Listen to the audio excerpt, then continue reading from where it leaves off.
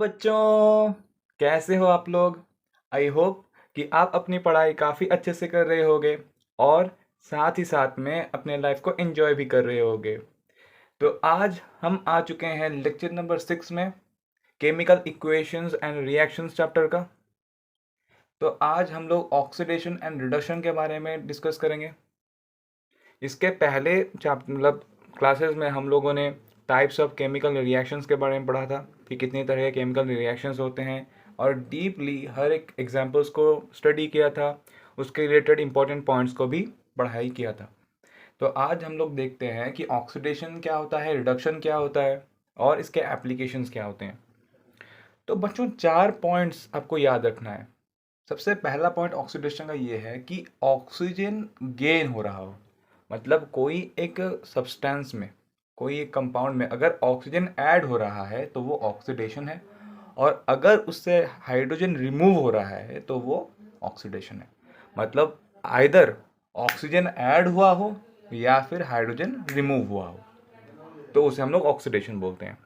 Similarly reduction के भी 2 points हैं, या तो हाइड्रोजन ऐड हुआ हो सब्सटेंस में या फिर ऑक्सीजन रिमूव हुआ हो। तो अगर कोई एक रिएक्शन में किसी भी एक सब्सटेंस में हम लोग ऑक्सीजन ऐड करते हैं तो वो ऑक्सीडेशन होता है, हाइड्रोजन रिमूव करते हैं तो भी वो ऑक्सीडेशन होता है। अगर हाइड्रोजन ऐड करते हैं तो वो रिडक्शन होता है, और अगर ऑक्सीजन को रिमूव करते हैं तो भी वो रिडक्शन होता है। समझ में आया? आपको एग्जाम्पल्स के थ्रू और ज़्यादा समझ में आएगा। आई एम रबिंग इट, आप इसे नोट डाउन कर लीजिए। बस इतने ही चारों पॉइंट्स के ऊपर ही सारा खेल होगा और काफ़ी आसानी से आपको समझ में भी आ जाएगा। जैसे हमने क्या किया, कॉपर को ऑक्सीडाइज कर दिया, मतलब ऑक्सीजन के प्रेजेंस में उसे हम लोगों ने क्या किया, हीट कर दिया। तो क्या किया, अब ये कॉपर ऑक्साइड बन गया CuO। अब इसे बैलेंस करने के लिए हम लोग यहाँ 2 मल्टीप्लाई करके ऑक्सीजन 2 हो गया और कॉपर में 2 मल्टीप्लाई कर दिया हम लोग। तो बच्चों ये हो गया कॉपर ऑक्साइड। बच्चों कॉपर का इनिशियल जो कलर था वो था ब्राउन, होता है ना कॉपर का ब्राउन कलर। लेकिन कॉपर ऑक्साइड में एक ब्लैक कलर का कोटिंग फॉर्मेशन हो जाता है, ब्लैक कोटिंग एक फॉर्मेशन हो जाता है कॉपर के ऊपर। ये बच्चों क्यों हुआ? ये ऑक्सीडेशन होने की वजह से हुआ। सर हमें कैसे पता लगा कि ऑक्सीडेशन हुआ है? हम लोगों ने पहले ही बताया था कि जहाँ पे ऑक्सीजन ऐड होता है उस रिएक्शन को हम लोग ऑक्सीडेशन रिएक्शन बोलते हैं। यहाँ पे देखिए कॉपर के अंदर ऑक्सीजन ऐड हुआ है, इसका मतलब कॉपर जो है वो ऑक्सीडाइज हुआ है। समझ में आया? अगर लेकिन बच्चों हम इस कॉपर ऑक्साइड में जब हाइड्रोजन ऐड कर देते हैं तो रिएक्शन रिवर्स हो जाता है, मतलब जो ब्लैक कलर है वो फिर से ब्राउन कलर में कन्वर्ट हो जाता है। जैसे समझते हैं, देखिए ये हो गया आपका कॉपर ऑक्साइड, इस पे हम लोगों ने हाइड्रोजन ऐड कर दिया और हम लोगों ने हीट किया। तो क्या हुआ बच्चों, कॉपर जो था वो कॉपर वैसे ही फॉर्म हो गया और वाटर फॉर्मेशन हो गया, H2O। समझ में आया? अब ये कॉपर दोबारा से ब्राउन कलर हो गया, मतलब रिएक्शन था रिवर्स हो गया। अब बच्चों हम लोगों ने क्या किया, इस रिएक्शन में हाइड्रोजन को ऐड कर दिया, या फिर हम ऐसे बोल सकते हैं कि हम लोगों ने क्या किया, ऑक्सीजन जो है उसे रिमूव कर दिया। देखिए यहाँ पे 2 चीज़ें हुआ है, एक तो हम लोग कॉपर से लेके कॉपर को देख लेते हैं। ओके, कॉपर ऑक्साइड से लेके कॉपर को देख लिया, तो यहाँ पे ऑक्सीजन रिमूव हुआ है, removal of oxygen is reduction. समझ में आया कैसे ये रिडक्शन हुआ? क्योंकि हम लोग ने ऑक्सीजन को रिमूव कर दिया है। वहीं पे अगर हम लोग ये वाला रिएक्शन देखेंगे, ये देखिए यहाँ पे हाइड्रोजन में हम लोगों ने क्या किया है, ऑक्सीजन ऐड किया है, तो ये ऑक्सीडेशन हो गया। समझ में आया? समझ में आया ये रिएक्शन? देखिए यहाँ पे दोनों ही रिएक्शन साइमल्टेनियसली हुआ है, एक रिडक्शन दूसरा ऑक्सीडेशन। कॉपर ऑक्साइड से हम लोग ने ऑक्सीजन को रिमूव कर दिया है तो ये रिडक्शन हो गया, हाइड्रोजन में हम लोग ने ऑक्सीजन को ऐड कर दिया तो ये ऑक्सीडेशन हो गया। और जिन रिएक्शंस में ऑक्सीडेशन और रिडक्शन दोनों साइमल्टेनियसली होते हैं वैसे रिएक्शन को हम लोग रिडॉक्स रिएक्शन बोलते हैं। क्या बोलते हैं बच्चों? रिडॉक्स। रिडॉक्स का मतलब both reduction and oxidation occurring in the same reaction simultaneously. समझ में आया? और कुछ एग्जांपल्स दे लेते हैं ताकि आपको और ज़्यादा क्लियर हो। नोट डाउन कर लीजिए, फिर स्क्रीनशॉट ले लीजिए आप। कैसे चल रहा है आपकी पढ़ाई? वैसे तो 10 क्लास में भी स्टार्ट ही हुआ है सर, एग्ज़ाम बहुत दूर है तो हम लोग अभी इतना ज़्यादा पढ़ाई नहीं कर रहे हैं, फोकस कर रहे हैं एन्जॉयमेंट के ऊपर। जब एग्ज़ाम आएगा तब देखेंगे। ओके, तो आप लोग कुछ और एग्जांपल्स के बारे में बात कर लेते हैं। जैसे सपोज जिंक ऑक्साइड में हम लोगों ने कार्बन ऐड कर दिया, तो बच्चों यहाँ पे जिंक वैसे ही रह गया और कार्बन मोनोऑक्साइड फॉर्म हो गया। बच्चों याद रखो CO का मतलब कार्बन मोनोऑक्साइड होता है और CO2 का मतलब कार्बन डाइऑक्साइड होता है। ओके, तो यहाँ पे कार्बन मोनोऑक्साइड फॉर्म हुआ। तो बच्चों यहाँ देखिए जिंक ऑक्साइड से मतलब यहाँ पे क्या हुआ, ऑक्सीजन ऐड हुआ था जिंक में, लेकिन हम लोगों ने ऑक्सीजन को रिमूव कर दिया। ऑक्सीजन का रिमूवल इज कॉल्ड रिडक्शन। तो यहाँ बच्चों रिडक्शन हुआ है, लेकिन कार्बन में ऑक्सीजन ऐड हुआ है तो ये हो गया आपका ऑक्सीडेशन। क्या हुआ है बच्चों, ऑक्सीडेशन। तो यहाँ पर भी ऑक्सीजन रिमूव हुआ है उसे हम लोग रिडक्शन बोलते हैं, जहाँ पे ऑक्सीजन ऐड हुआ है उसे हम लोग ऑक्सीडेशन बोलते हैं। समझ में आया। और एक अच्छा एग्जाम्पल हम लोग डिस्कस कर लेते हैं, यही रिडॉक्स का, जहाँ पे ऑक्सीडेशन और रिडक्शन साथ में हुआ हो। आप बताना कि यहाँ पे ऑक्सीडेशन कहाँ हुआ है और रिडक्शन कहाँ पे हुआ है। जैसे हम लोगों ने क्या किया, बीच में ले जाता हूँ, MnO2 में हम लोगों ने HCl ऐड कर दिया। ओके, HCl ऐड करने के बाद MnCl2 फॉर्मेशन हुआ, साथ ही में वाटर भी और क्लोरीन भी।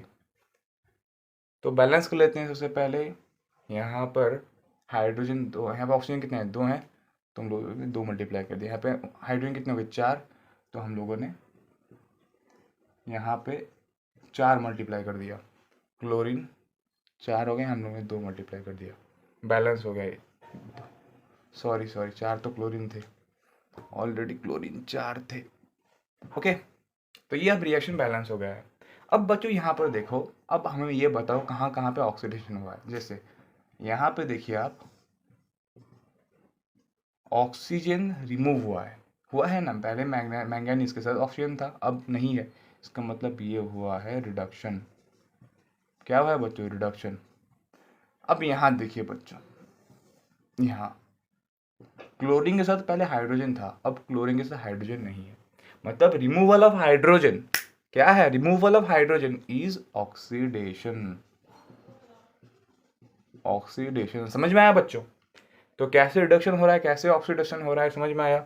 2 ही पॉइंट्स थे, या तो अगर ऑक्सीजन ऐड हुआ हो तो ऑक्सीडेशन, या तो हाइड्रोजन रिमूव हुआ हो तो भी ऑक्सीडेशन। वैसे ही रिडक्शन के केस में अगर हाइड्रोजन ऐड हुआ हो तो रिडक्शन, या फिर ऑक्सीजन रिमूव हुआ हो तो भी रिडक्शन। समझ में आया। अब बच्चों हम लोग इसके एप्लीकेशंस के बारे में बात कर लेते हैं। 2 ही एप्लीकेशन हमको पढ़ने हैं, एक होता है हम लोग का कोरोजन, दूसरा रैंसिडिटी। सबसे पहले हम लोग बात कर लेते हैं कोरोजन के बारे में। कोरोजन,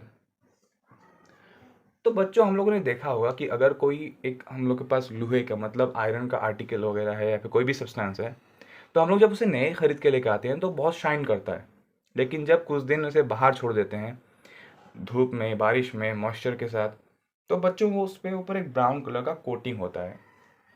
और इस प्रोसेस को हम लोग बेसिकली क्या बोलते हैं, रस्ट बोलते हैं या फिर रस्टिंग बोलते हैं इस प्रोसेस को। रस्टिंग, रस्टिंग का मतलब जहाँ पे कोई भी लोहे के आइटम में क्या हुआ है, ब्राउन, रेडिश ब्राउन का कोटिंग फॉर्मेशन होता है, उसे हम लोग क्या बोलते हैं कि रस्टिंग बोलते हैं। वैसे ही बच्चों अगर कोई सा एक मेटल में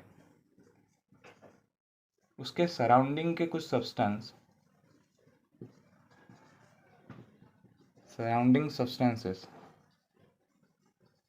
जैसे आपका सपोज एसिड हो गया या फिर मॉइस्चर हो गया, ऐसे सब्सटेंस जब उसके ऊपर अटैक करते हैं ना, अटैक करते हैं, तो उस प्रोसेस में हम लोग क्या बोलते हैं कि वो सब्सटेंस, वो मेटल जो है वो कोरोड हो गया है। क्या हो गया है बच्चों, कोरोड हो गया है।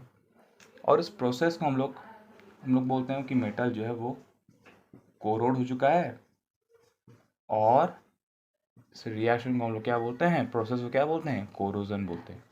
समझ में आया।